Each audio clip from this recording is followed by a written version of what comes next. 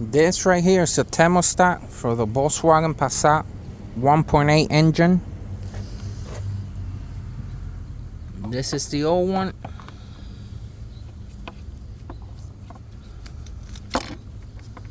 Take this off the old one to put on the new one. It's right here. It goes here.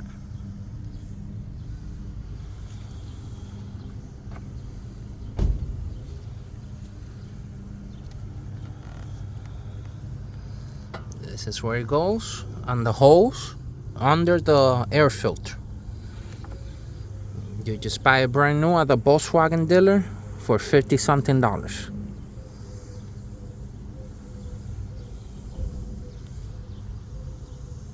And this is the thermostat for the Volkswagen Passat, because the Algo part said they never seen this type of thermostat, so I just went straight to the dealer.